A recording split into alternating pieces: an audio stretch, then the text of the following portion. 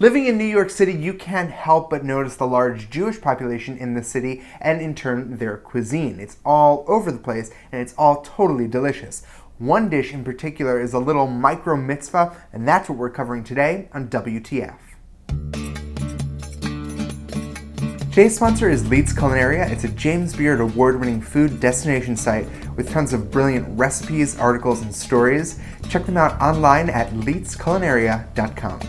So today we're talking about the Knish. It's a Yiddish snack food made popular by Jewish immigrants in New York City. The first Knish were made and sold by Yonah Schimmel, a rabbi from Romania in New York City. He sold them from a little pushcart on the Lower East Side, and then in 1910 opened up a Knish bakery, also in the Lower East Side, that's still there today. The word Knish is Yiddish, and it comes from the Russian term knush, which means a kind of bun, because a Knish is kind of a bun.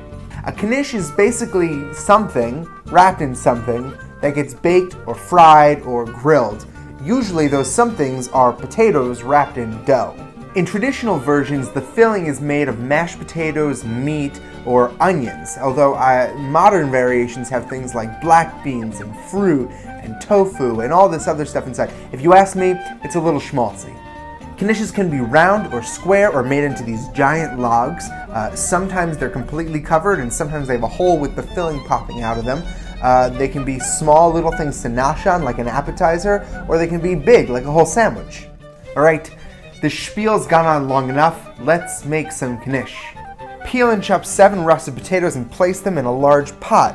Cover with water, add some salt, and bring to a boil over a high heat, then reduce to a simmer. Meanwhile, slice 2 onions and add 1/4 cup of vegetable oil and a pinch of salt in a skillet over medium heat. Cook and stir until the onions have caramelized.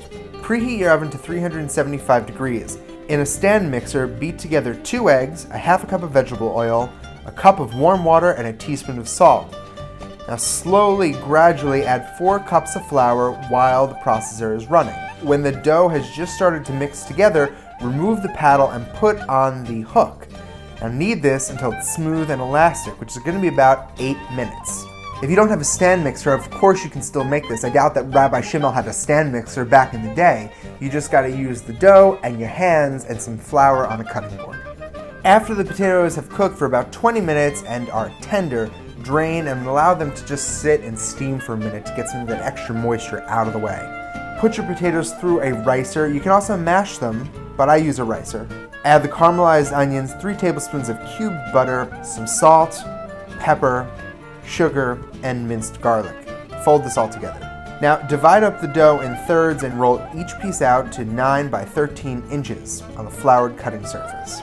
If when you're rolling it out you find that it's elastic and it keeps pulling back, walk away. Let it rest for a second. When you come back to it, the gluten will have relaxed, it took a chill pill, it's ready to go again.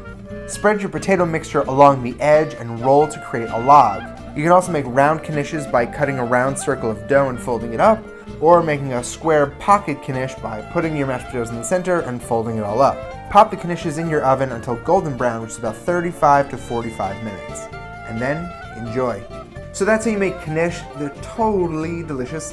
Next time you're in New York City, you can find the bakery and try them for yourself. Make sure to check out leitzculinaria.com and leave me a comment in iTunes and rate it on YouTube. Tell me how much you love the show, and I'll see you tomorrow.